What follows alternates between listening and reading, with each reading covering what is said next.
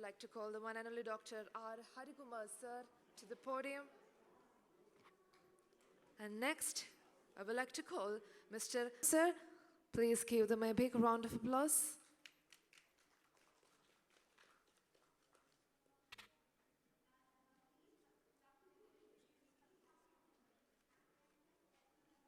And next, I would like to call Mr. Sharafuddin Sharaf, Vice Chairman Sharaf Group. Let's give them a warm applause. Please, everyone, take a hand for Sharaf, sir.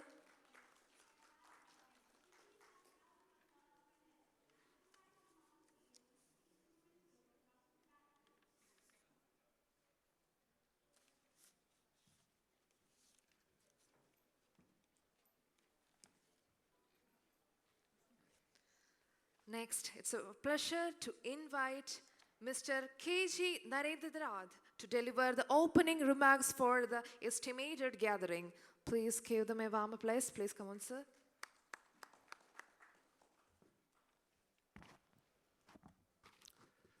Thank you, everyone. It's a great pleasure to be the moderator for this session, which is when the whole world is speaking about green energy and the diverse forms of green energy. Kerala, being a very green state, cannot be left behind. So we have a global context, a national context, and a state context.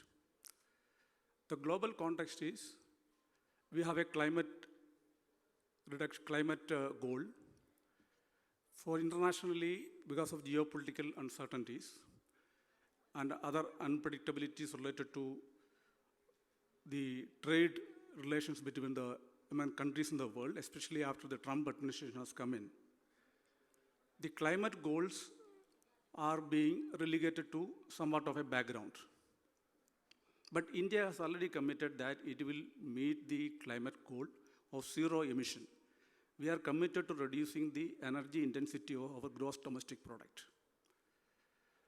And we are going in that direction. We have to, by 2070, the Prime Minister has already said, we will become a net zero emission nation.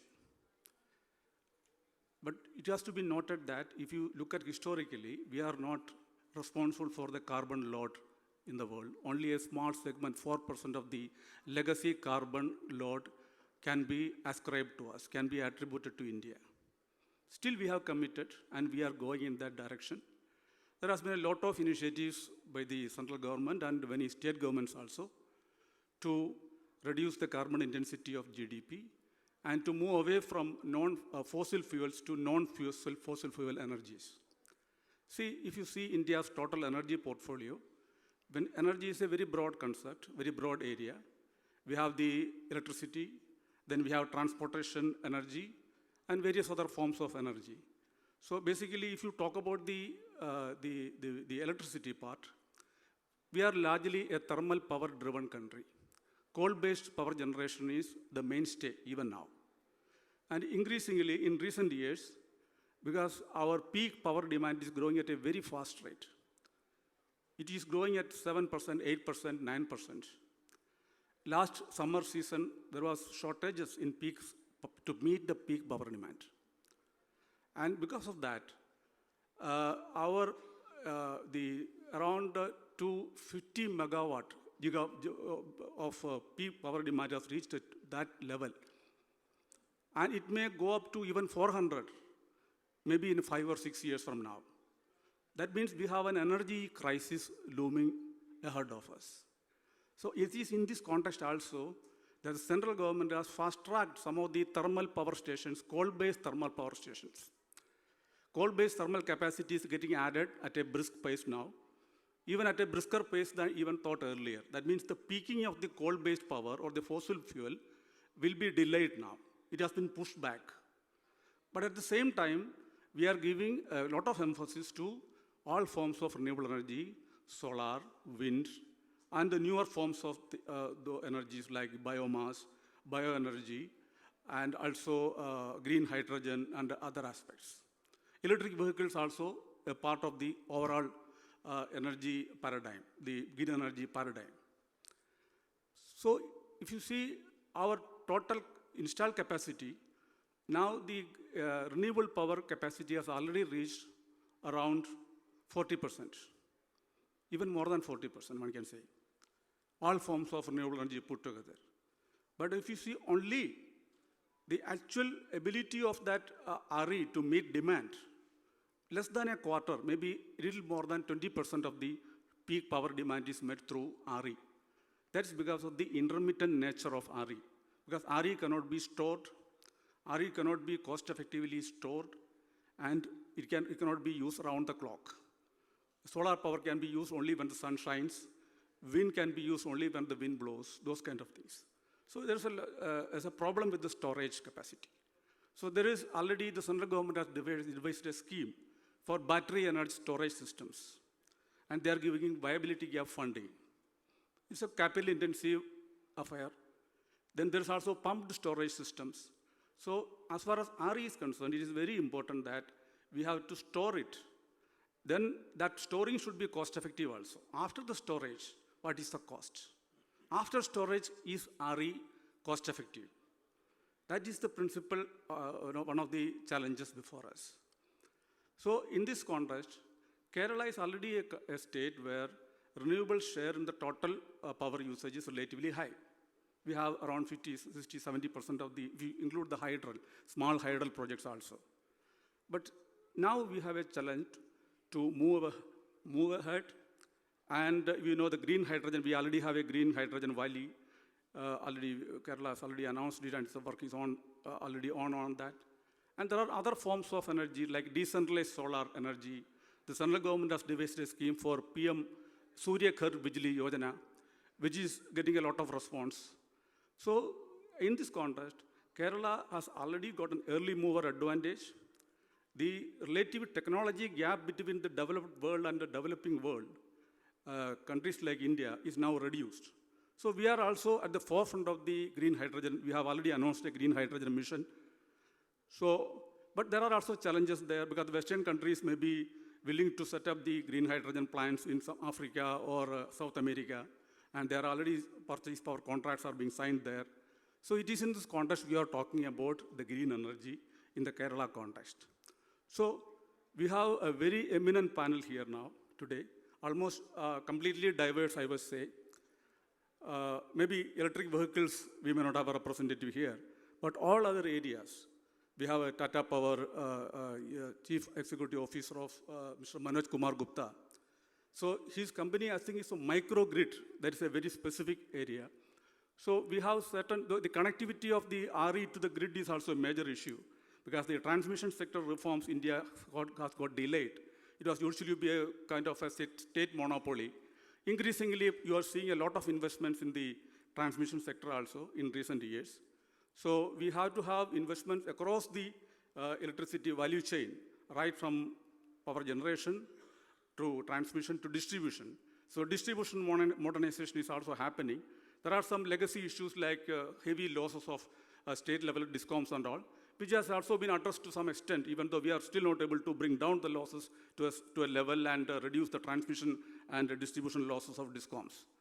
So it is in this context, we have Mr. Manoj Kumar Gupta, who is Tata Renewable Microgrid Limited CEO.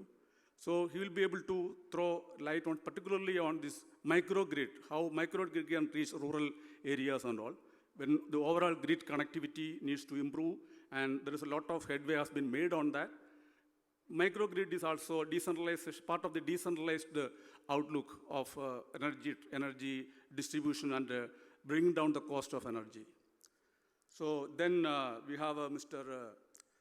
Harikumar Damadas, Dr. Harikumar Damadas, who is the director of the Energy Management Center. He is talking about conservation here. Energy conservation is also as important as energy creation. So that part will be handled by him. And then we have Mr. Deepak Ushadevi.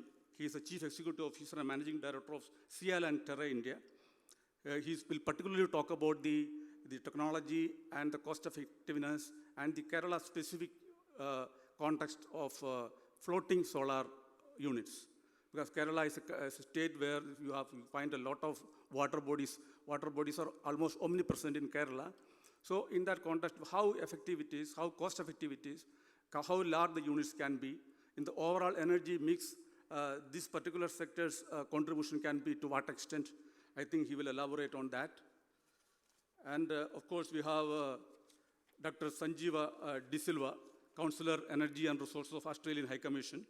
So he is particularly talking about the training aspects, considering the Kerala's, it's a very young state, where the people are relatively more educated, not only at the skill level, but even at the elementary and secondary education level.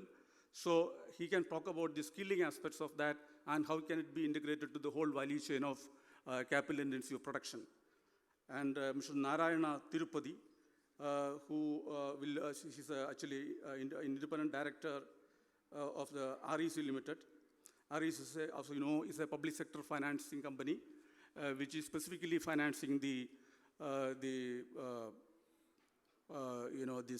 power sector. And they have very huge portfolios in terms of distribution ventures, capital. They're also, I think, at the forefront of the distribution reforms also. You have been contributing a lot to distribution part, and also for, I think, in the revamped power distribution system, where you are forcing the DISCOMs to reform and giving your funds accordingly. So Surya Ghar Yojana also. So then, so that we have a very eminent panel here, almost touching upon all aspects of the topic we are discussing here.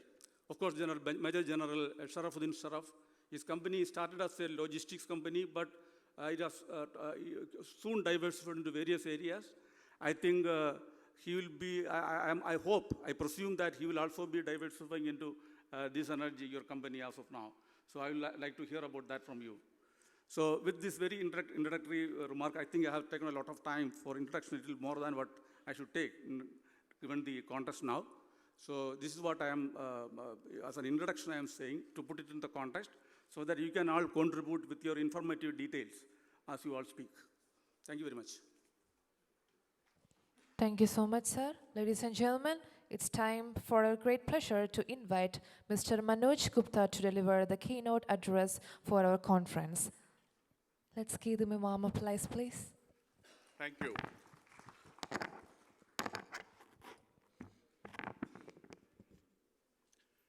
I said, good evening. We are talking about the energy, and the energy in the room is still not there. Good evening. Thank you so much. It brings energy back to me so that we can power your energies. We heard the session, previous session, and this continuation of that. Before I start, this is the God's own country, Kerala. And what else we can talk about? Rich in resources, number one in ESG parameters, almost number one. Human index, number one. Hydro generation, maximum over here. So what we are talking about? This state is already into renewable, heart and soul into it. But we also talked about the industry in the previous session, which has its own challenges. The coir industry, the footwear, the spice, and many others. So there are different challenges part of it, and in my presentation and talk, what I am going to cover is both aspects of generation capabilities from renewable technologies and the end users technology perspective. So the industry talked about certain challenges. One of the challenges was cost, and cost derived from the manpower is one. The energy is second cost. Typically, any of the industry, energy is one cost which has been there and continues to be there.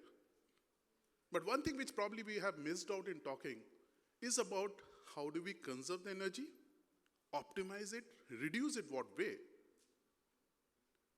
So before we start on the renewable technology, my humble submission to the audience is look into energy cost and optimize those costs first by various interventions on losses, using the latest energy efficient equipments, and then think of it for additional energy sources. This will help you to bring the cost down. Like in the car industry or the footwear industry, the tea industry, which uses a lot of energy in terms of heating and other aspect, they use wood or the parameters, fossil fuel-based things are being used. Now, these all contributes to the environmental problem. Coming back, today we have seen Kochi airport, 100% solar powered.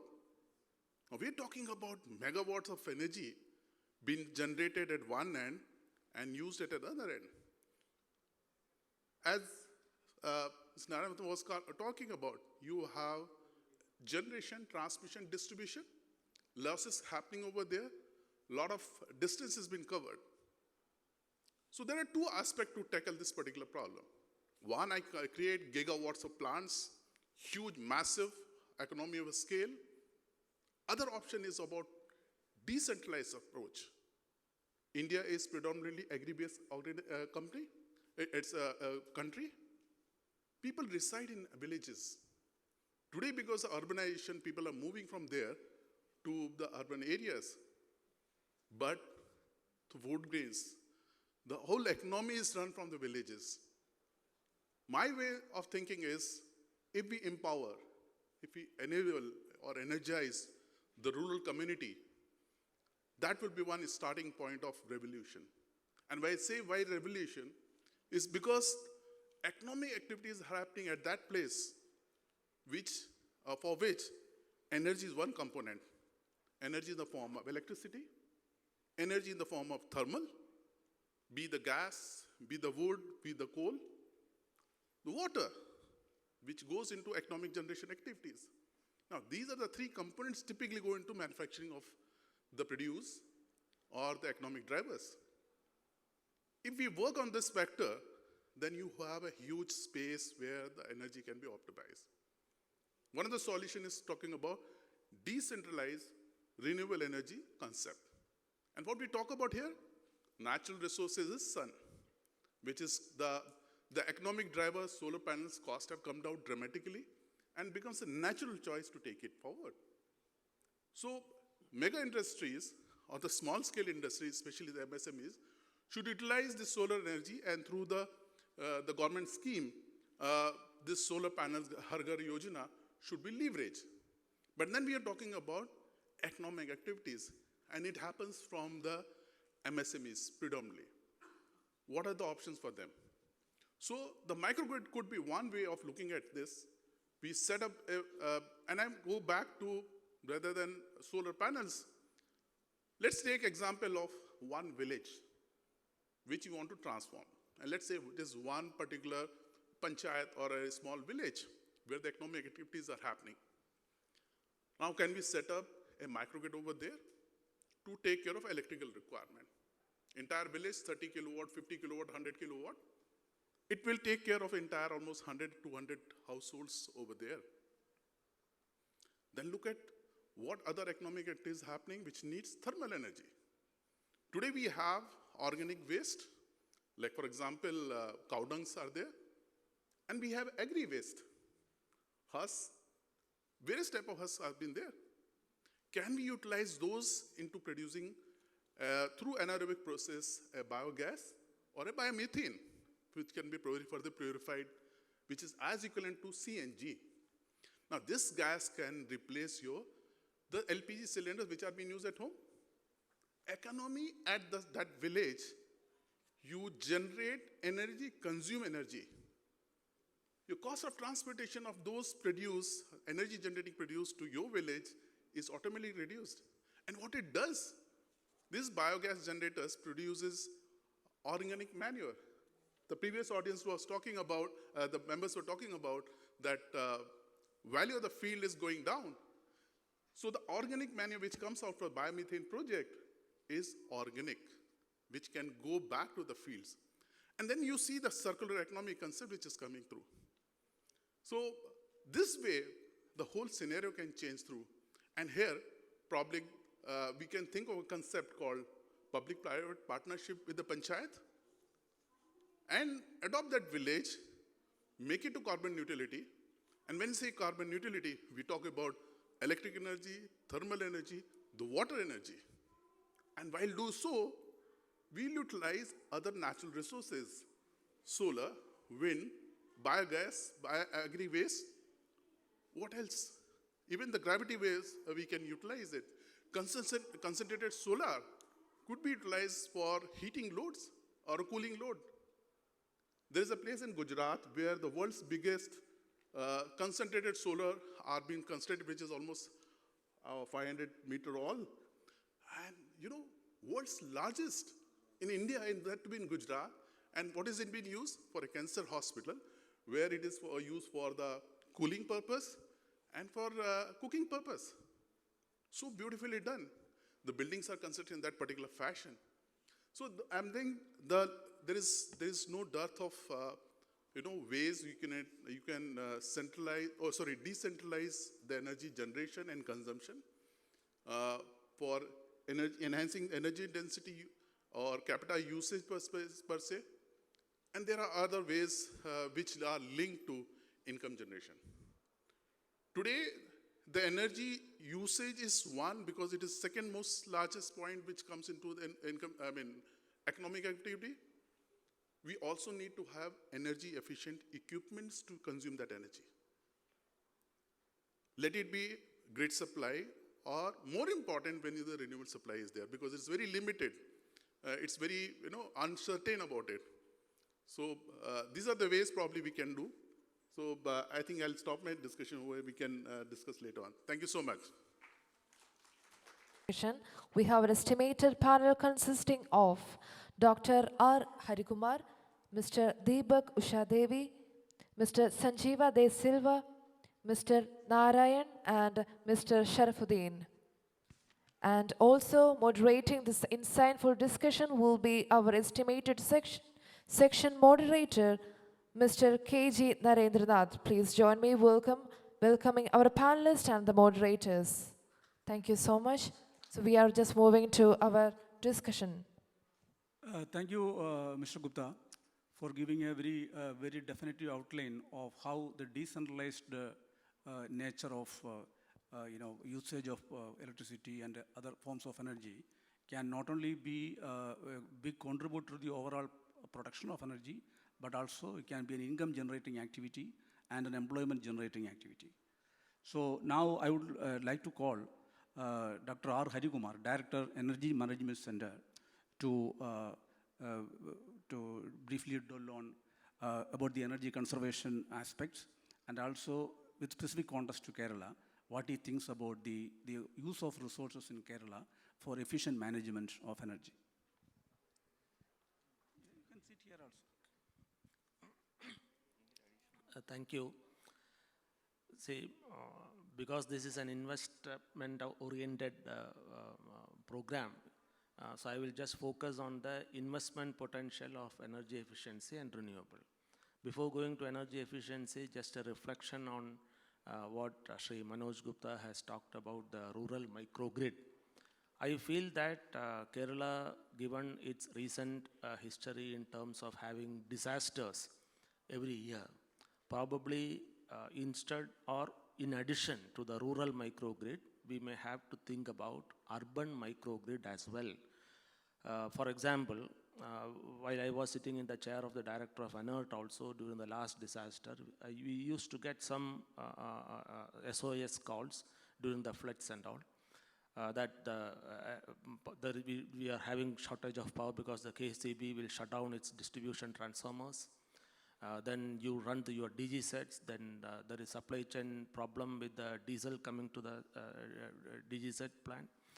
So for command and control centers throughout the 14 districts of the state, which I think every district has some disaster prone area, we have to think in terms, when we are talking about green energy, renewable energy, disaster resilience also should be thought of.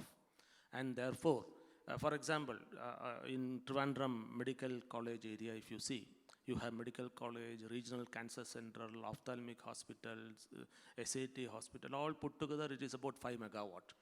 And if some disaster strikes, the whole hospital area will be in dark. And we do not have a battery backup support also. So You may have to, there are a lot of investment potential available in Kerala when we think about the urban microgrid also. During the normal operation, the urban microgrid, which works on renewable plus battery energy storage, will be discharging during the peak time, giving a relief to the Kerala State Electricity Board to manage its peak load. But during the disaster time, it will take care of the entire load. Maybe we have to design for about an autonomy of 1 week or 10 days or so. This is one reflection when I thought about, when I heard about his rural microgrid.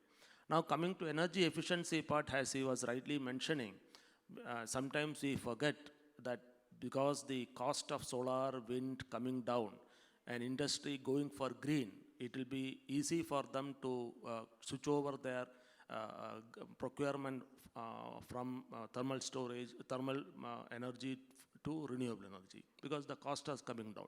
But without considering the reduction in energy cost, the reduction in operating cost through energy efficiency measure. And Kerala, in the inaugural session, the Honorable Minister or somebody was pointing out that we have got about 51 five-star hotels in the state, the largest number of hotels in the whole country. Maharashtra stands next with about 38 or so only. We have 13 hotels. So our booming sector is building, hospitality, healthcare, IT. And if you see the recent trend, cooling demand of these buildings is tremendously increasing. Even in this hotel, see, I am not wearing the jacket, so I feel a little bit frozen. The temperature should be nearly 23 degrees centigrade. You may have a building management system also. But see, so there are good opportunity for investment, replacing your old inefficient chillers to the intelligent chillers. And we are talking about district cooling also. Though the name, there is a little bit problem. It is not, we are not cooling the entire district of Trivandrum or Kollam. It is a whole concept that instead of having micro level, small air conditioning, split ACs or small systems, you are talking about a large chiller, which has an energy efficiency ratio much above the small chiller plants. Now he was touching about decentralized solar installations in the state. I would also just flag one point that last panel, we heard about from VKC Footwear that he has brought maybe a few years back Amitabh Bachchan as a brand model for his company. We have been talking about solar rooftop plant. We are the second largest in the country, having the maximum number of rooftop installation after Gujarat. But unfortunately, we are not yet branded renewable energy or solar in the state by bringing such ambassadors to the state. And when you see the potential, we have got, when we say that we are second to the Gujarat, we have hardly serviced only 1.5 or less than 2% of our domestic consumers to go in for rooftop solar. We have about 150,000, nearly 150,000 rooftop solar plants in our domestic consumers. And whereas we have 1 crore plus domestic consumers in the state, that means 2%, just 2% we have touched. And if you see the Kerala condition that it is difficult, many of the places it is shading will be there. Even if you see all those challenges, at least 20% of the households, your rooftop is conducive for solar installation. That means we have achieved 2%, 10 times more. Now we are about 1,200 megawatt of solar. When I say 10 times more, it is, we are talking about 10,000 megawatt of solar. And 10,000 megawatt of solar is about 70,000 crore business in the state, in this small state. So that much huge potential is there. Now central government having realized about the variable renewable energy being pushed to the market, recently 2 days or 3 days back they have a directive on advisory note that they are thinking about 20% mandating for battery energy storage. So battery energy storage may be an immediate thing, and energy but considering the cost aspect, considering the longevity, EMC is promoting, in addition to energy efficiency, we are promoting private investments in pumped storage. And Kerala has a huge potential in pumped storage station. But gestation period may be 5 to 8 years, gestation period is there.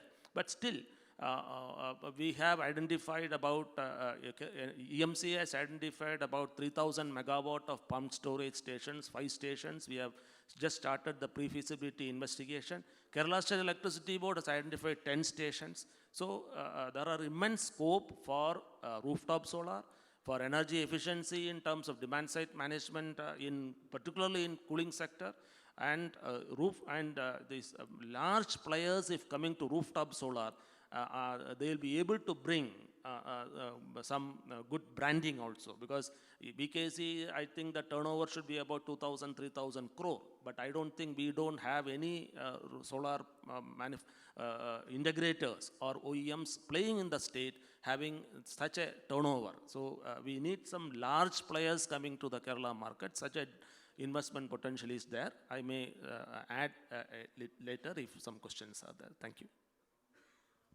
Thank you very much, Dr. Harikumar. It is very happy thing that we have already got a head start in pump storage and battery storage. But one thing you mentioned about the cost, solar being a low cost.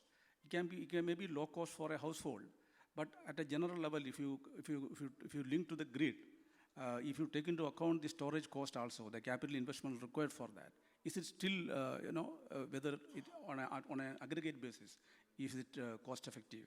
That question still remains. So that when it becomes cost effective on an aggregate basis, because I find that even some of the power exchanges, some of the high priced power electricity being traded is solar.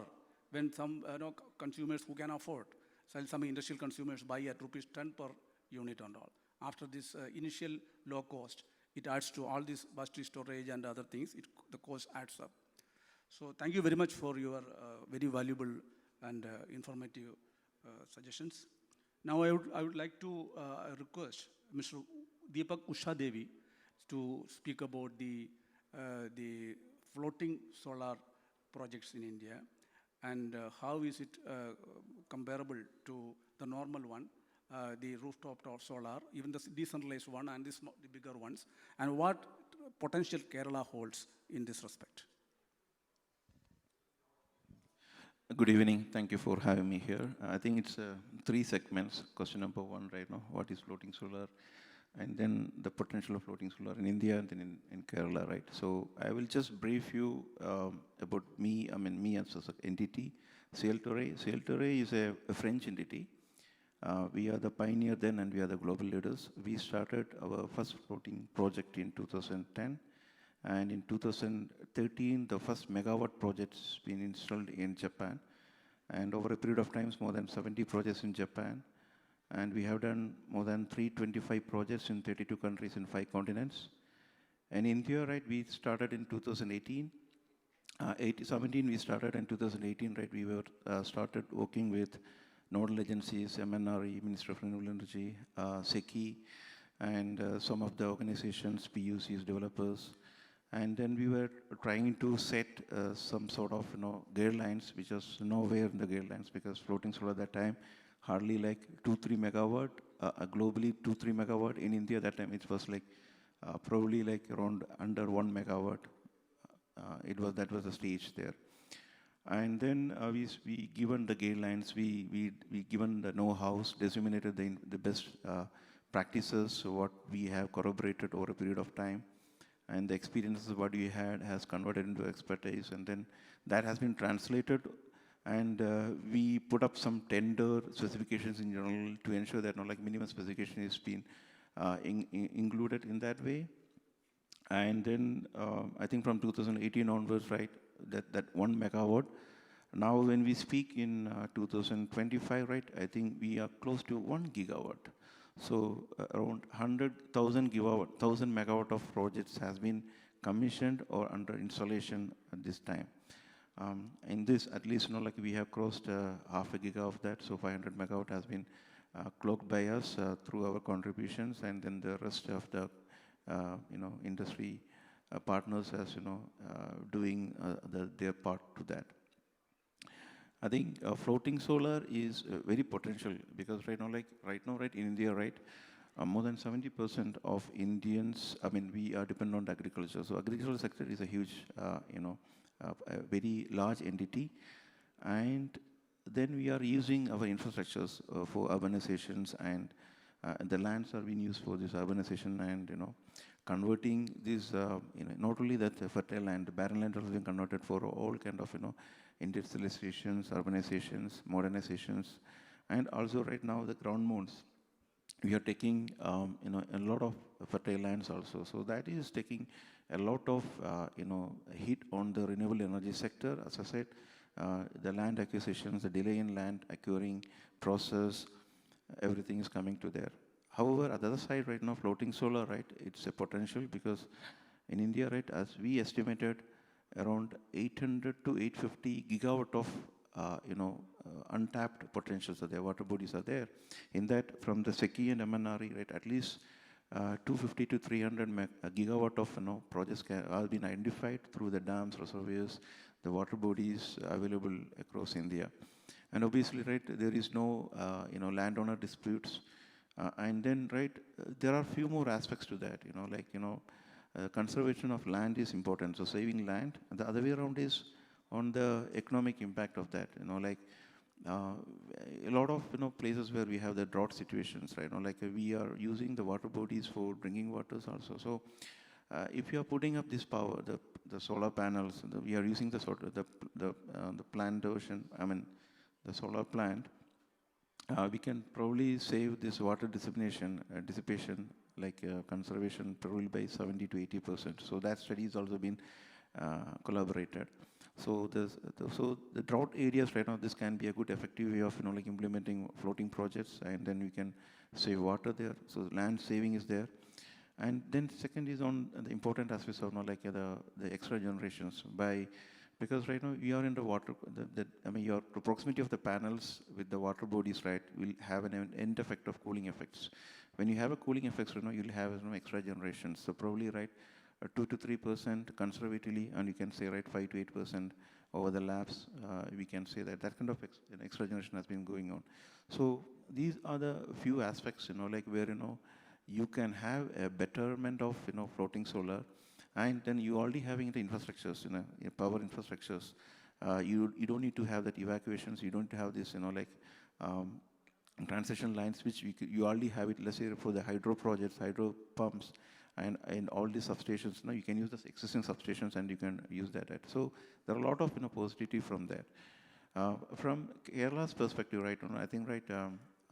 Maybe as today, Mr. Rajiv, Minister was talking about our land having a very conservative land of 1.2% overall India, and then in Kerala, right, we have approximately 42 or 43 rivers, and then that land is a very limited piece of land. And here, right, this the abundant body, the untapped water bodies is potential, and I think, right, one of the best examples is in 2018, in the Sial, Cochin Airport. In the Gulf Coast right now, we have developed this Gulf Coast, water, 500, half a megawatt of, floating plant, just to showcase, because they wanted to have that, the complete package of renewable energy from the rooftop to ground mount for this solar for this airport. And then from there, right, we have worked with KSIDC, we worked with some of the agencies, and in Kayamkulam, that NDPC project. We have done 75 megawatt of a project there installed in 2021 during the COVID time. And even, right, I think this summit is a testament of it is a place where, I can say that, right, when we came as a French entity or maybe an Indian subsidiary company right now, there is a lot of,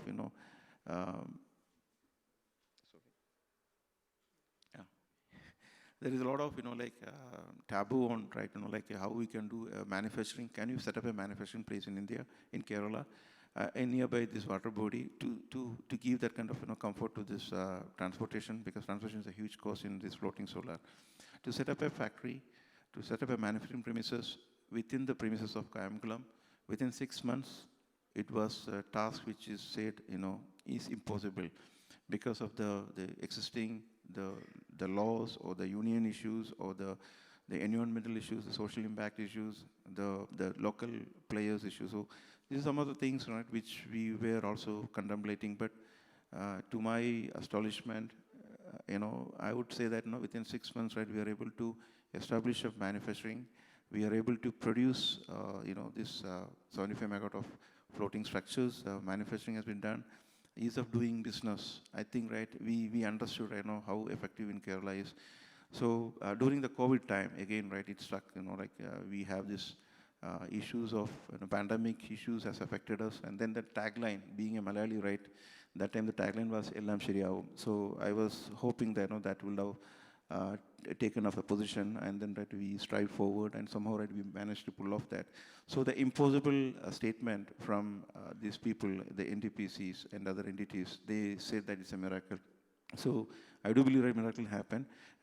Coming back to the specific question of Kerala, right, I think, right, we can use a lot of water bodies over here.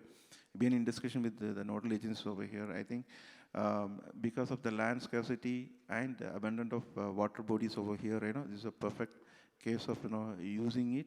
And even the hydro drums, your hydro thermal stations you are here right now, it can be a perfect hand in hand, because at daytime, right, you can use this floating solar and use that for energy production, and at night you can use the water running current, and through that, right now, we can produce it. So 24 hours we can use it with the existing infrastructures. So it's a perfect combination. I think I will conclude now. Thank you, Deepak. For that Kayangulam experiment, that means it is really ease of doing business is already happening in Kerala. So one thing I was wondering is about this biomass, use of bioenergy in Kerala. So biomass also, because of the rich vegetation of Kerala, the plants which have just died, not like fossil fuels. So here also the breaking of chemical bonds are involved, and it can produce carbon also. But I think that also may be an area where Kerala holds huge potential, given the rich vegetation of Kerala, the biomass thing. So now I would like to ask Mr. Sanjeeva De Silva. He is Councillor of Industry, Science and Resources at Government of Australia. Yesterday you were telling me about some skilling programs, where how you can use that capital investments with some certain skilling programs and reduce the cost of investments and help job generation also. And on these and other aspects you want to, whatever want you discuss, you can please give us a few words. Thank you very much, and thank you for having me on the panel. You know, this is, I have been in country now for 3 years in India, but this is my first real visit to South India, and my colleagues David and Arun have been taking me all around. We started in Andhra Pradesh, we've been to Tamil Nadu, we came to Trivandrum and actually drove and even had the opportunity to swim in the ocean. One thing that I can say of all of that travel, but even my time in India more broadly, there is no doubt where India's real energy and source of vitality comes from, and that's your young people. You know, we heard from Minister Goyal, 2/3 of your population are in the workforce, and the average age is below 30. That can never be taken for granted. And when I spent a large majority of my first 2 years here in country thinking about where Australia and India complement each other and where we can work together. And Prime Ministers finally, Prime Minister Modi and Prime Minister Albanese launched our renewable energy partnership in November last year. And it was funny because you know, my Prime Minister's office called me before that launch, and they asked me to give them a briefing on what the partnership entailed. And as usual for a bureaucrat, I went through all the multi-billion-dollar opportunities that we are pursuing. You know, we are pursuing very eminent opportunities for India to invest in our lithium market and lithium mines. These are multi-billion-dollar deals. We are looking at, you know, huge projects around two-way investment, technology transfer. But the point that was ultimately picked up by our Prime Minister was around skills training. And a relatively small investment that we are making to do two things. Actually, it's quite significant investments, around 2 million Australian dollars. We are investing first in building a core stack which will address solar technician and solar helpers and entrepreneurs in that area doing distributed solar, looking at that core stack, plugging gaps and also calibrating it to Australian education standards, creating course materials and trainers that will be able to be deployed in Australia in that skilling task. That is one part of the project, and the other is that we are starting in Gujarat. We are building a solar training academy with an industry partner, Renew Power. That partner and us are going to be training a majority of women and young people as solar technicians and solar helpers to enter the renewable economy. And it's funny that whether I am briefing our, whether it's the Prime Minister of our country or our minister, it is always the skills component that people pick up on. And, yesterday I had the pleasure of meeting, there are some MBA students here. They introduced themselves. Within a few minutes, they were pitching me ideas of, startups that they're going to be pursuing. Just earlier today, I'd been inside, we've been really hectic for 10 days now. So I thought I would go and sit by the harbour, and two young Indian guys came and sat next to me. And of all of the things they said to me, firstly, the incredible positivity about the government, the state, the direction of travel for this state and for the country, the optimism they had. And one thing stuck with me. They said that, in Kerala, parents will sometimes mortgage their houses to send their children for further education. Well, I can speak on behalf of the Government of Australia and say that is where we see our partnership beginning, and we are investing our time and effort to see that happen. Thank you. Thank you, Mr. De Silva. See, the demographic dividend of India is being talked about. We have a huge demographic dividend, but unless we reap it immediately, it will fizzle out, because that dividend will no longer exist after 20-25 years. So within that short interval, we have to use it.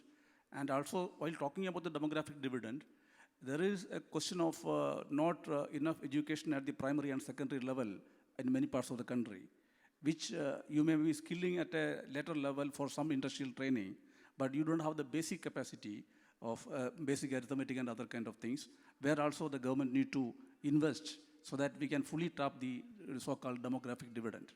So your experience has been very encouraging, and the optimism which you talked about is really there, I must say. Now I would like to ask Mr. Narayan Tirupati, Director, REC Limited. So here we are coming up with the aspects of regulation to a certain extent, because as I mentioned in my introductory remark, there are questions about the viability of India's power distribution companies. There are payment defaults being faced in the entire power system, the value addition system in the power sector. So REC, being the major financier of power sector projects, generation projects, transmission and distribution, and also now the PM Surya Ghar project. Here I would like Mr. Tirupati to talk about the viability of the power sector and the scope of private investments, whether credit is really available to private investors. Is there any lack of optimism and confidence on the part of the private investors when it comes to investing in power sector, especially after the twin balance sheet crisis which we had earlier? Some of the ultra mega power projects which went bankrupt, and thereafter a lot of effort was required to revive the enthusiasm in the sector, especially about the private power investors. Good evening, everybody. I take, it's my pleasure to be in the God's own country, Kerala. If not in Kerala, where, the investments will come for power. Kerala, which has a beautiful climate, beautiful, resources. And as one more, my fellow panelist was saying about the floating solar, we've got solar, we've got windmills, everything is available in Kerala. So, in fact, Kerala is the fastest state which is progressing in renewable energy. And as far as our REC Limited is concerned, today, as on date, our exposure, our loan book is around 5.65 lakh crores. Because Mr. Narendranath was asking whether funds are available. Funds are available in plenty.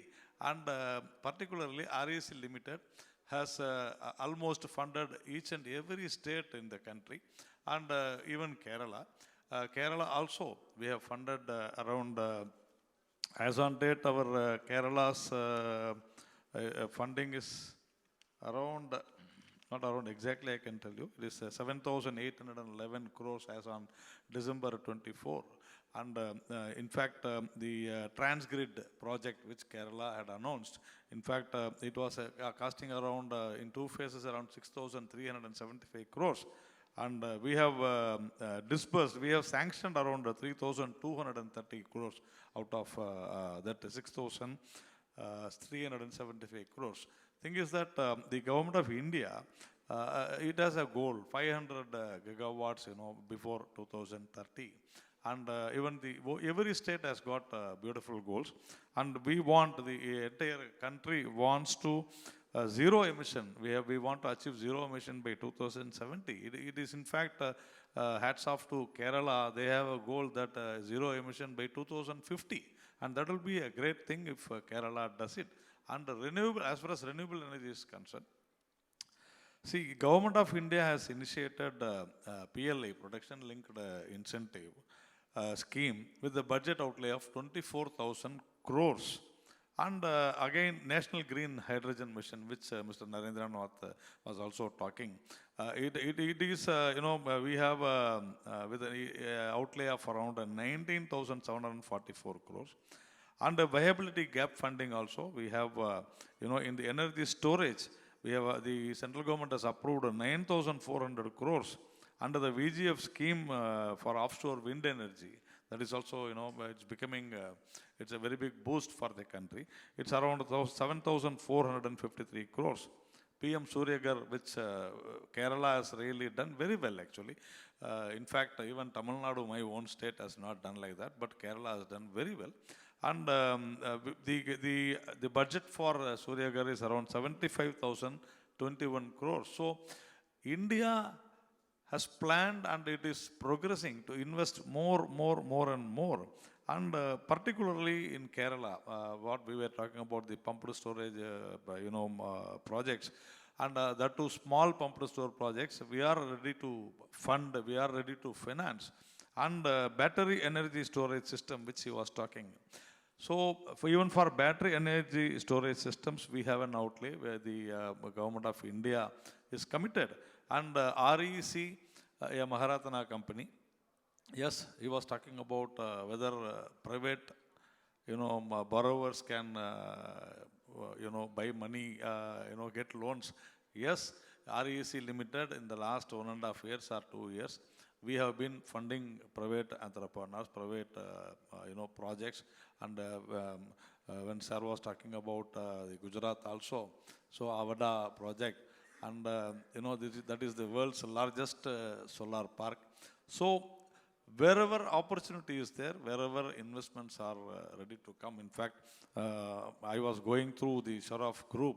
So he was asking whether Sharaf Group will come into power sector. We welcome Sharaf Group to power sector, and REC will support definitely Sharaf Group if they come into power sector. And see, we have been, Kerala is a leading force in renewable energy. We have seen it, and it has been generating 70% of power through sustainable energy. So Kerala has got the capacity, and Kerala has got beautiful ambition. It wants to be a fully renewable energy based state by 2040, which is really, great. And I think the private public partnership should come inside. And as far as giving loan is not at all a problem, because power is needed everywhere. So the PPA arrangements we fund basically on PPA arrangement, so 20 years or 25 years. In fact, REC is a Maharatna company. It's not like banks, it is an NBFC. We give a beautiful, interest rate also, and also the loan tenor will be 20 years or 25 years according to the PPA. So it will be very easy for, state of Kerala, something, windmill and solar, which we are doing a excellent thing. And I would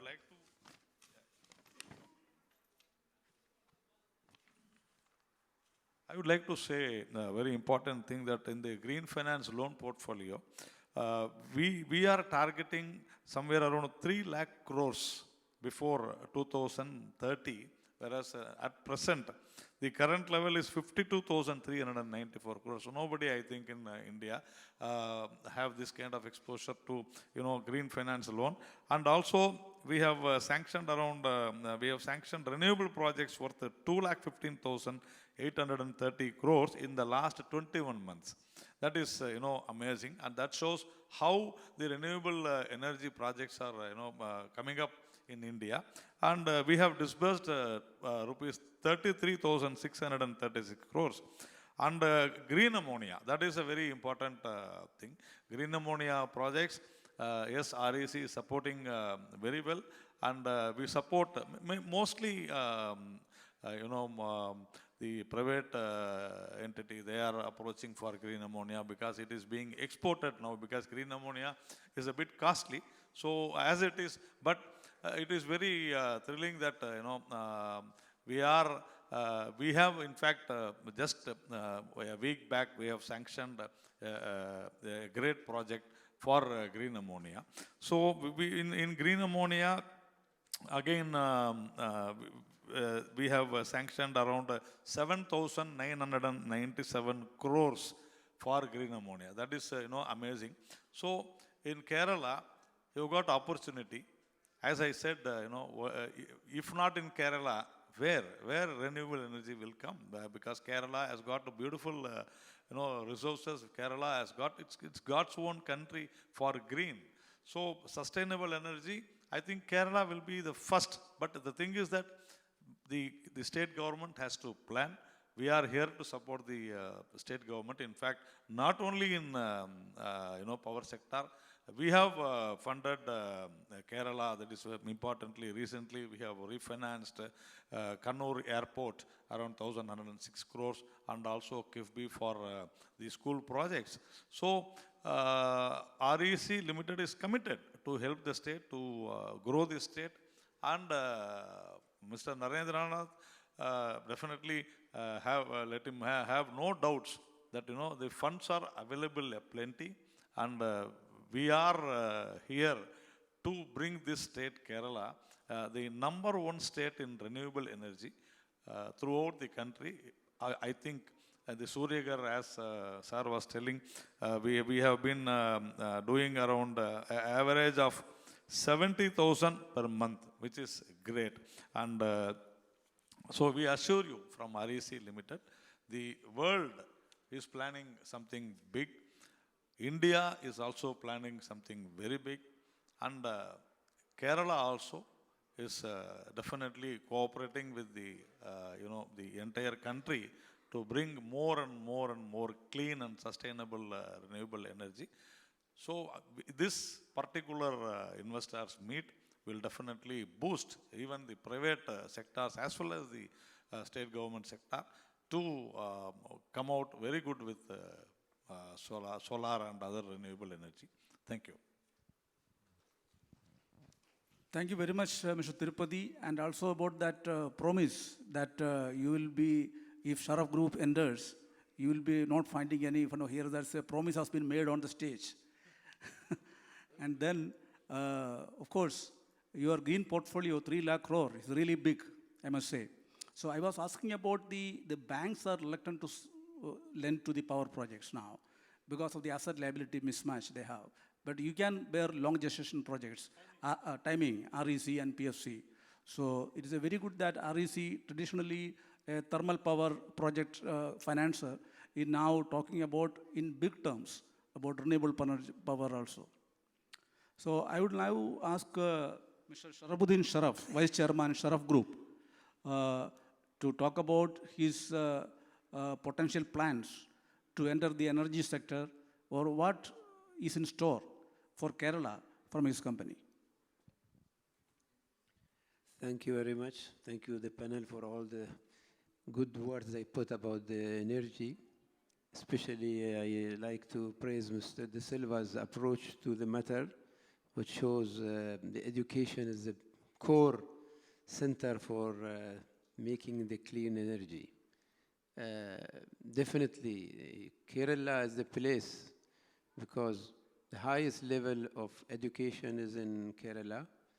And as I know, 70% of the female member of the Kerala community are educated over 10th class, which shows the capability of the people here to understand the renewable energy and save energy. Today, the energy is spent even with the traditional energy is spent without any control, especially with the new generation. They spend the time on their equipments, machines, and they use the electricity as much as they can, which makes the environment always vulnerable for that. So the approach, Mr. De Silva has said that they have agreed with the Australian government to come on that level of education, I think it's praisable. Thank you very much. As far as Sharaf Group, we are actually in logistics, ports, terminals, hospitality. In India, we are here more than 28 years, working in various sectors, in railways, dry ports, transportation of containers all around India. We are in more than 82, 85 towns and cities of India. We have entered in saving the energy and the environment. We have just started our first battery recycling project in the UAE to save the environment. We are also having a division of solar energy in our group company that we have started since 7 years, bringing in solar energy on all households built by the government in the UAE. All our warehousing and businesses are powered with solar energy. We don't produce them, we source them out, but we are looking forward for the nice gesture that we have just now for making that happening as soon as we get into that. In Kerala, I have noticed a lot of facilities are served by solar energy, which is bringing in the whole country in India to that level of renewable energy and sustainability. So the future is very bright, I see, on that level. As a UAE government, we have seen a lot of initiatives UAE government has taken internationally and locally on saving the energy and bringing in sustainable energy, especially the floating power plants which has been made with solar in Indonesia by one of the major companies in the UAE. In Dubai, the Dubai government has made a huge solar panel place out of the city, which gives a very high rate of power to the grid. The only worry I have is this new way of making the solar energy. People are leaving their farms and using the lands to produce power and give it to the grid and make money out of it instead of making business or living with the farm land. I have seen this in many places, and Kerala being one of the green places in the part of India, I hope that will not happen. Thank you very much. Thank you very much, Major General Sharafuddin Sharaf, for indicating your big plans for Kerala. And now we have had a very fruitful discussion, I suppose. Basically, I started with a bit of pessimism about the peak power demand rising very fast, and we may not be able to reach and meet the peak power demand unless we expand our capacities in all areas of power distribution chain, the value chain, in a very substantial manner. It requires huge amounts of investments, lakhs of crores of investments in generation, in transmission, and modernization of the distribution network. At the same time, there are very major progress being made by the country in adding renewable power of all variety, and even the minutest aspects of that are being taken care of. And we have concerns about the storage systems and reducing the costs after the storage part is also taken care of in the RE segment. So now I think if any of you have any clarifications, or if you want to ask some questions to any particular panelist, we have 10 minutes for that. I think we are just past 6, so we may have another maybe, yeah. Okay, you can add. So just wanted to add before the question can come through, the whole investment or this has to go into ecosystem development. And when I say ecosystem development, you integrate each of them. To give an example, take a household lady in a village using a gas, right, for cooking purpose, or using the wood. Now, when you migrate towards using a gas, the first thing is how do you burn that gas?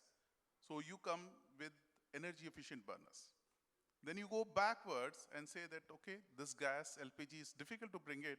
Can I locally produce through biogas systems? So that you bring up.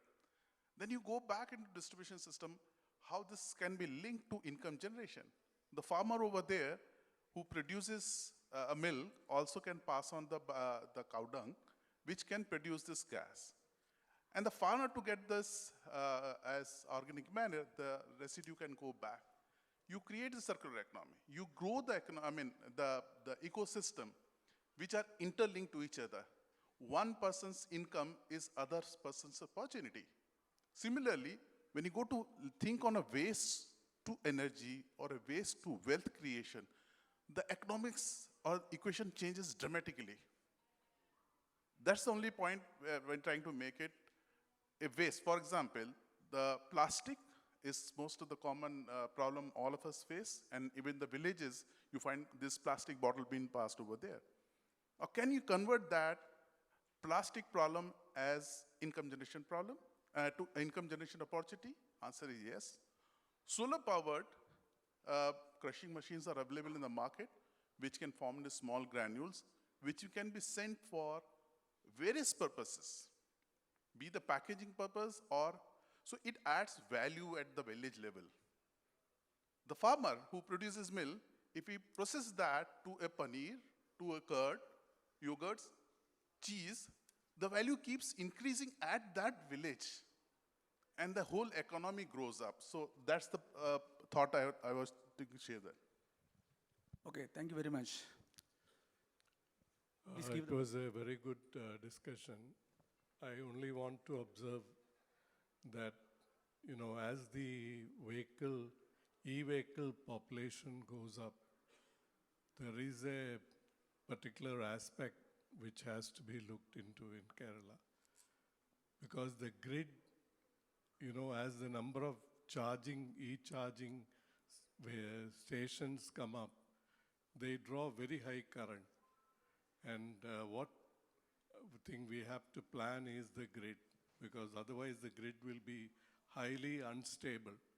Because in Kerala, the number of e-vehicles population is going up dramatically very high. And very soon you will find that the charging stations are getting overloaded, or they draw too much current because they are all the high charging type. And at a time they will draw 60, 70 kilowatts. So imagine a small city where multiple charging stations, especially during the peak hours, if they draw very high current. So the planning has to be done well. Otherwise the grid will collapse. On the question of the floating solar, I did the country's first floating solar in Kerala.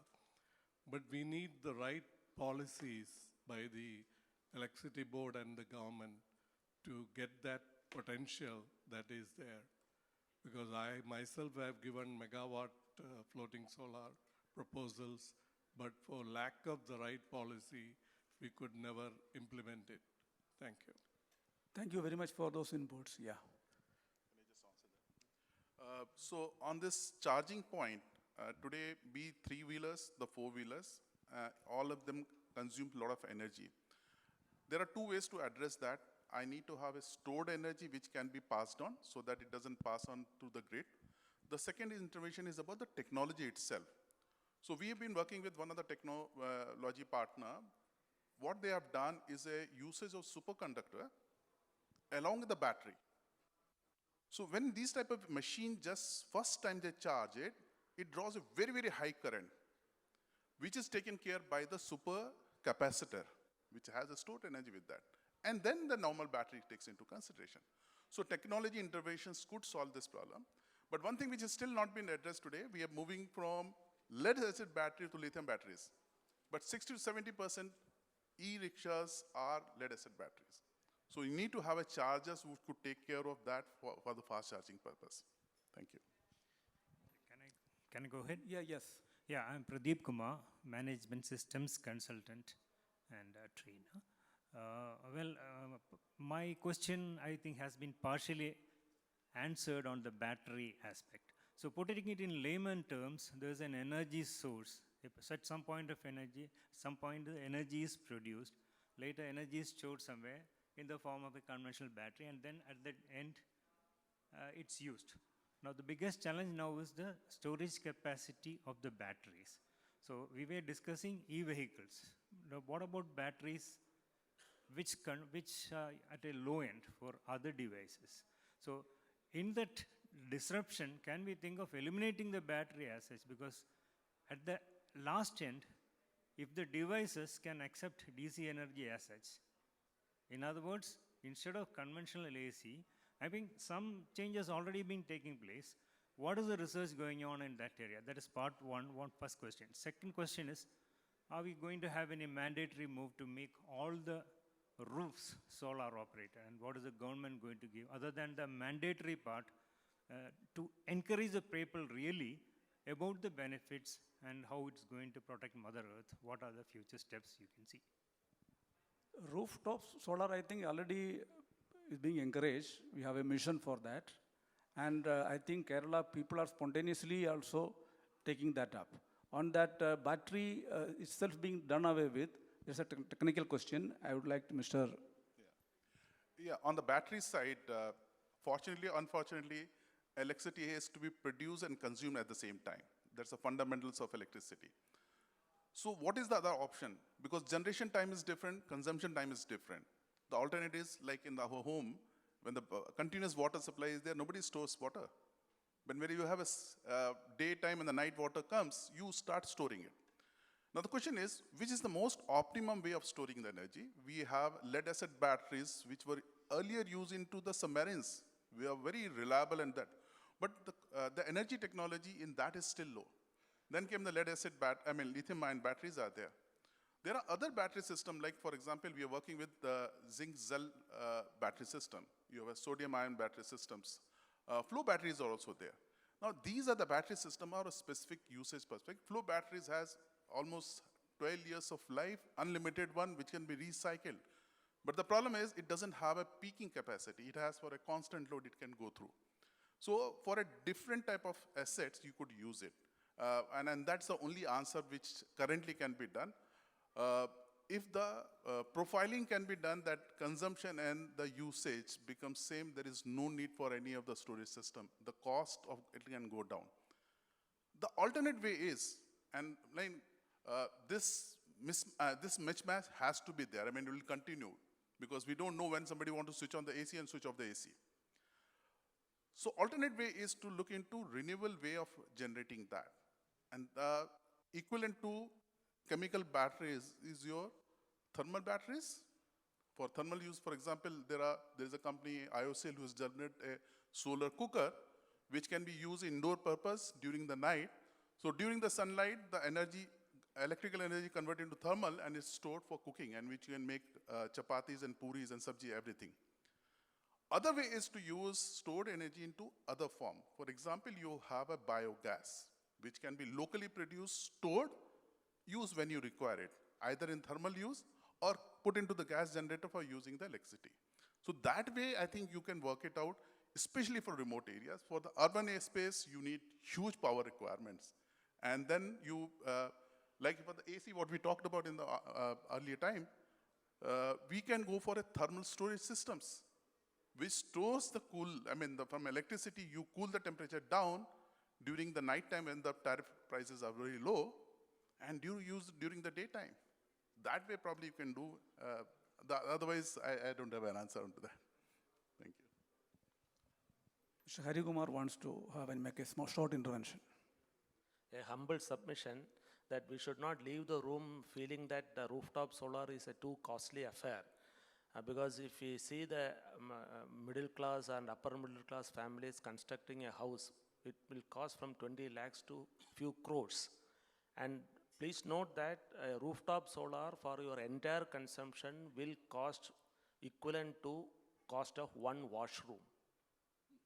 And rooftop solar is the only one equipment in your home, which if you, after your installation, gives you money. The other thing is you are spending money. This is the only one installation which gives you money. And unfortunately, this is the only, and if you buy a 20 lakhs or 60 lakhs worth car, we do not ask about the payback period. And this is the only installation, if we promote, people will ask for what is the payback period. If your sofa, settee, your coat, your refrigerator, your air conditioner, we don't ask for payback period. So that means, that is what I told in the beginning, that we have not branded renewable energy solar in this consumerist state. And we buy everything seeing the advertisements. And solar advertisements you will never see in the newspaper. It has not come. The time has not come that you will not see in the television also. So some big company coming in, then if you make that branding and advertising, then it is a matter of time, few months or few years, that we reach our at least 20% of your residential consumers connecting to solar. Some big company to come, and this is a non-conventional concept. So this non-conventional, we are trying to promote a non-conventional gadget through conventional means. It will not work. Yes, 1 minute. Regarding this gentleman was talking about the policies and for this floating solar, I'd say it's more than the policies or something, right? You need to understand the floating solar is a concept. It is not about floating for 25 years. So when you talk about the floating for 25 years, we are talking about the underwater current, the waves, the water level variations, the wind, then the tides, the flood, whatever you have. So all you have is, to combat this is only the anchoring and mooring. So you need to have a proper design suit for that. Each property, each site has its own character. Maybe the wind, the pressure, the site conditions, the undulation, the counter, the topography, and also irradiations can be different. So you have to have a different design suit for that. And then, you cannot just put a dead weights. Okay, so anchoring is not about dead weights. You might have to use different type of anchoring materials. We are using robotic anchors. So the engineering has scaled up to that. So 3 or 4 of the major players are coming together, and we have already made some documentations on best practices, and standardization has been happened and have been submitted to MNRE. It has been incorporated, and some stabilization has happened now. I think from the niche technology, from the curious state, now it has become the serious state. I think it's about application, and utilizing the resources appropriately is the right mode. Selection also is matters. Thank you. So Keralites are smart enough, even without advertisement or branding, they have started using it and installing rooftop solar. And we are the second, I think, top in the country also already. So we are coming to a close. Is there any other questions or clarifications? One more we can, there are many. We can do 2 because we are already 6:15 now. Time is, yeah.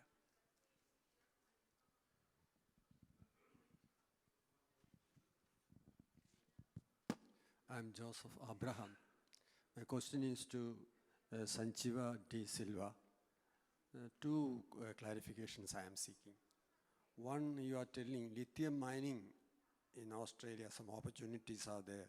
You know, you would like to elaborate on that or build upon that. You would like to know what's the opportunities there for we in India. One, am I clear to you, sir? Then second, you said a solar training academy is being planned in India. And how do you propose to go about it? What are the objectives? How do you streamline that to, to disseminate training to youth in the country? Thank you.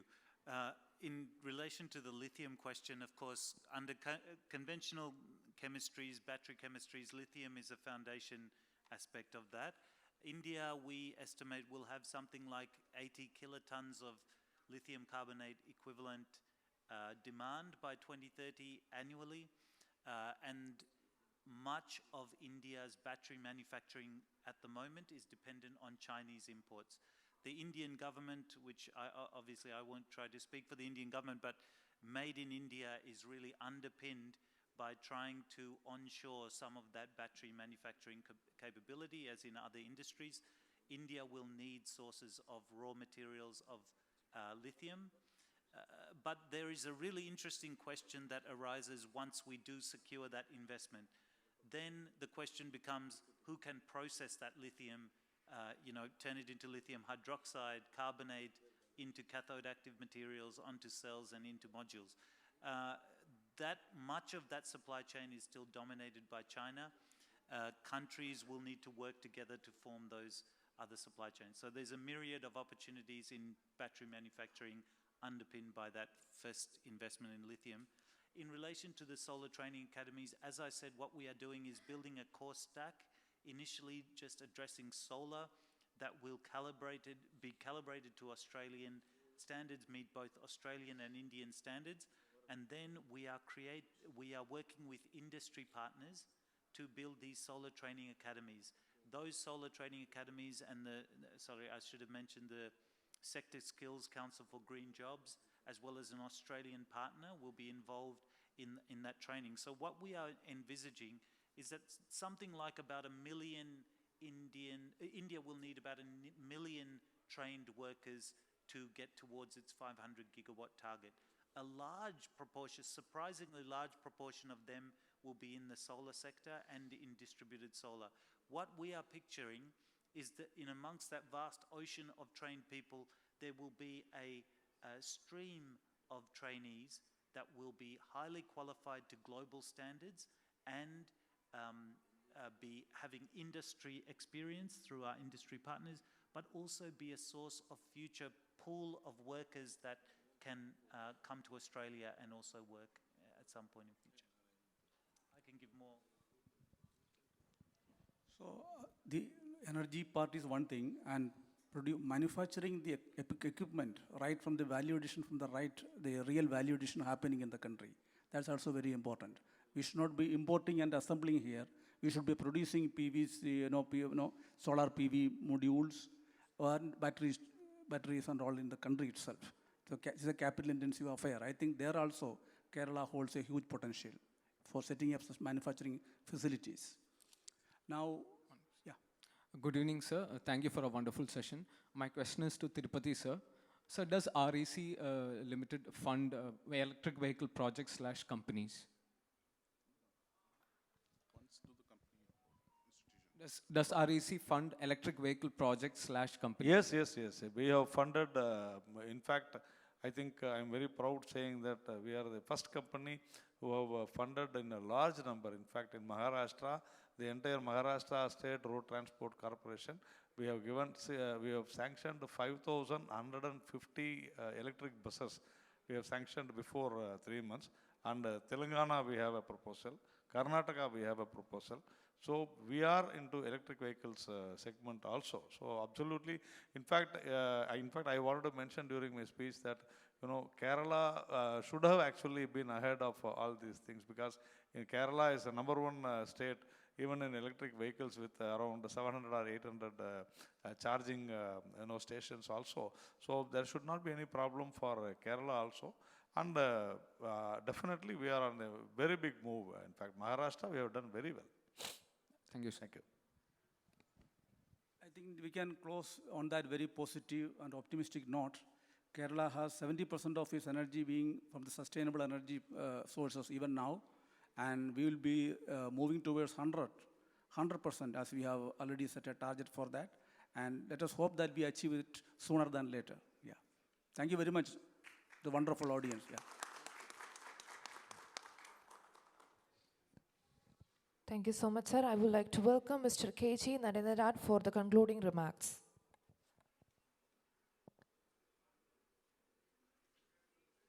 I have already made the concluding remarks.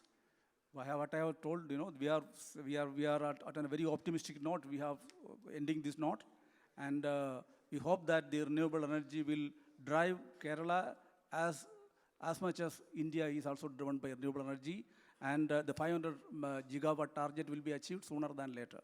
Thank you very much.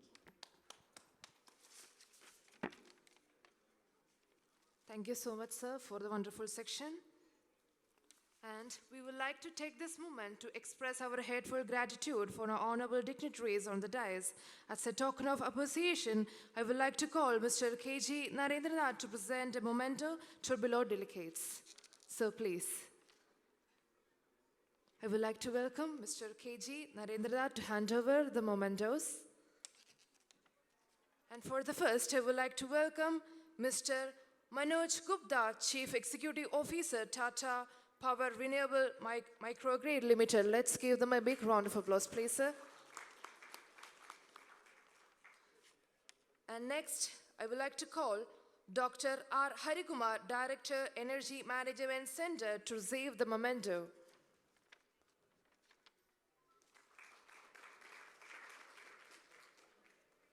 And next, I would like to call Mr. Deepak Ushadevi, MD and CEO, CLTED India, to receive the memento.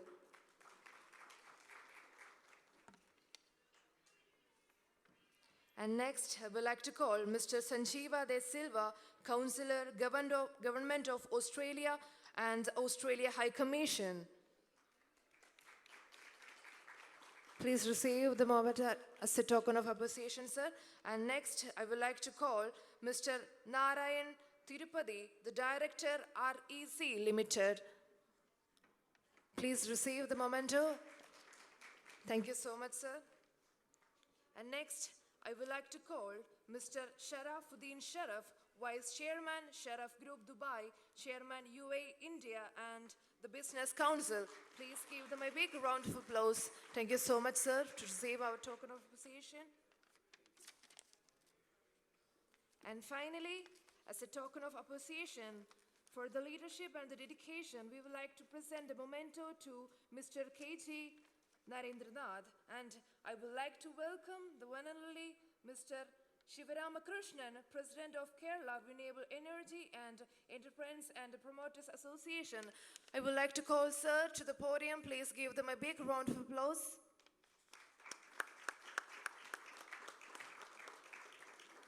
And I would like to give, please guys, everything give the enthusiasm by clapping your hands.